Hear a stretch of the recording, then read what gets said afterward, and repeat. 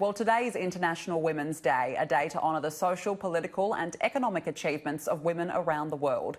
This year, more than 50% of research projects awarded by the National Breast Cancer Foundation were led by women. The foundation is working hard to ensure that the fight towards zero deaths is a coordinated effort where the brightest and best researchers work together. For more, I'm now joined by Professor Sandra O'Toole from the Garvan Institute of Medical Research. Professor, good afternoon. Thank you so much for joining me. Thanks, Danica. It's a pleasure to be here. Firstly, how important is it for you as a woman and lead researcher in the breast cancer field to be able to conduct vital research? Look, it's absolutely critical. Researchers in the field are really driven by their passion to help women with breast cancer, and receiving funding is the only way to do that. The National Breast Cancer Foundation is really leading the way in that more than 50% of the grants went to women in the last round of funding. This is in comparison to about 30% for other types of organisations around the world. And if we're not encouraging women and funding women to do research, we're missing out on some crucial talent. Absolutely. And can you take us through some of the work or the research that you have been doing? Look, I work with a fantastic team of both men and women, and together we are using the latest genetic technologies to really drill down to understand the most aggressive types of breast cancer. We're really focusing on understanding the interaction with the immune system to help understand why some patients respond and others don't. And doing this, we really hope using this latest technology and great minds working together, we'll come up to meet the goal of zero deaths by 2030, which is the ambitious goal of the National Breast Cancer Foundation. Absolutely. Can you take us through the current situation with breast cancer in Australia? How prevalent is it?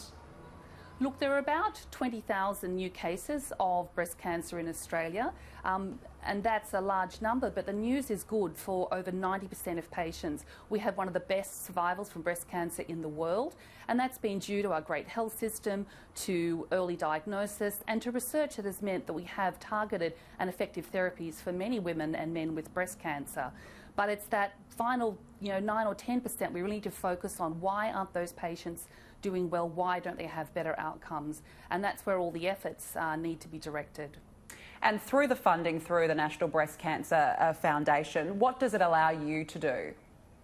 Look, it's given us access to this incredibly sophisticated new technology at the Garvan Institute of Medical Research.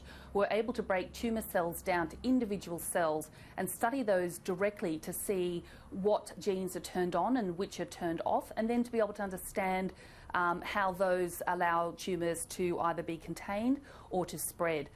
There's been a huge increase in the types of treatment in the immune field, and we're really hoping that's going to be effective in breast cancer as well.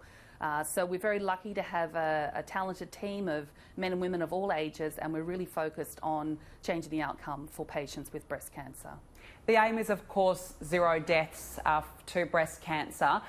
Just how far has research come over the years and developed? Look, if you look at about 20 years ago, the outcome and survival for breast cancer was around 60 to 70%.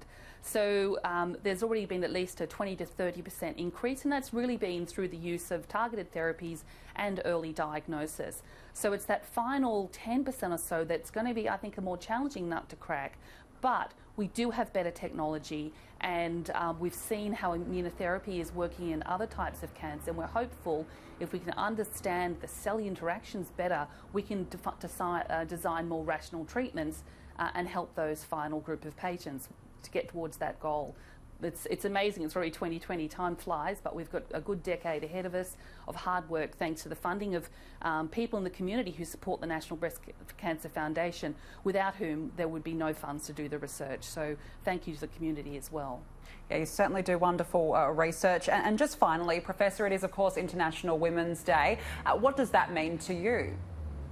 I'm incredibly proud to be here to represent women today. I think science is quite a tough field for women.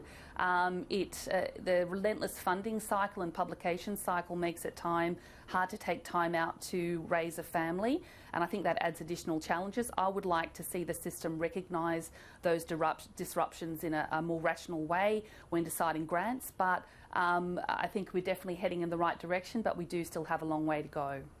Well, all the best with your research, and we really appreciate you coming on the show today. Professor Sandra O'Toole, thank you so much. Thank you, Danica.